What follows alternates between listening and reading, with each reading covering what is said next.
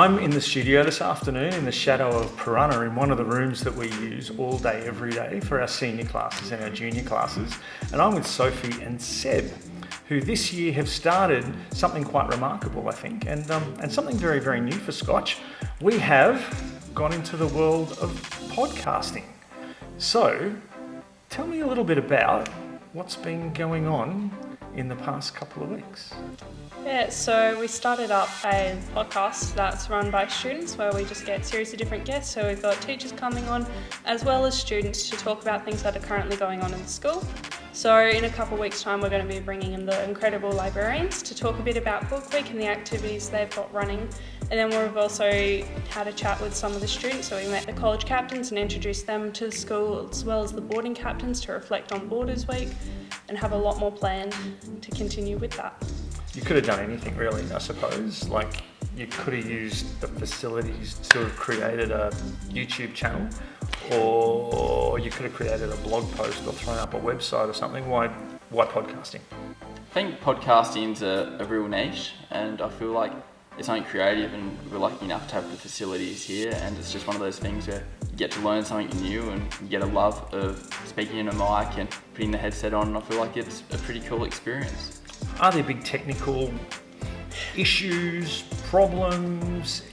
Is there a strong technical side to getting something like this up and running? Yeah, there definitely is a strong technical side, learning how to do some basic audio engineering, working with the mics and our Rodecaster Pro 2, how that all fits together, and then slotting in, you've got your video also happening, and then figuring out how am I also going to put the sound effects in, so the intro music to let people know it's the start and end of an episode, and then just figuring out from there, okay, so now we've recorded it, how are we going to edit it, how are we going to do all of the basic things to make sure we've got the best product we can provide.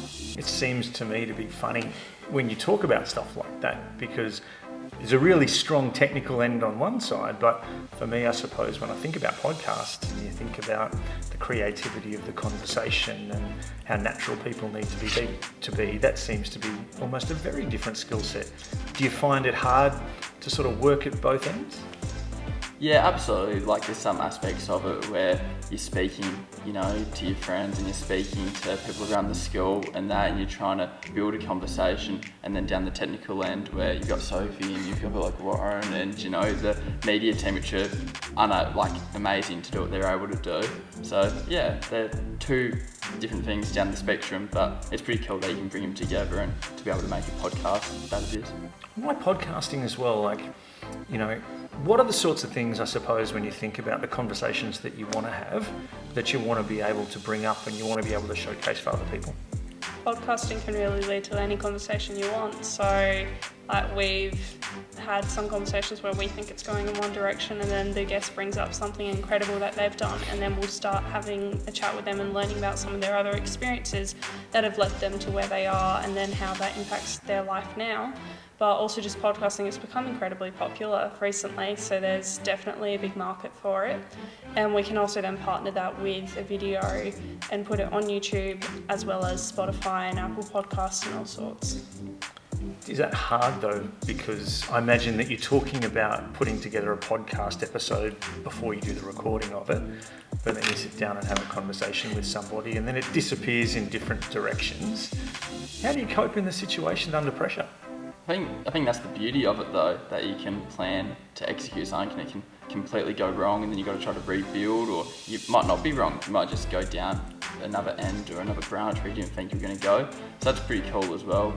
Sometimes you get to hear some pretty cool stories, and I reckon episode 2 when that comes out, we spoke to Mr. Cannon and he told a story about a bug, and there's no way in a million years that I thought we were going to be talking about a bug in his throat, but that's where we got to. So, for you guys having done this and for driving this, what have you guys learned out of doing it? A lot of production skills. Yep. So learning how to coordinate what you're doing, how to reach out to people and make a product that reaches the targeted audience, and then how we can adjust that so we're continuing to improve on quality and connection with an audience.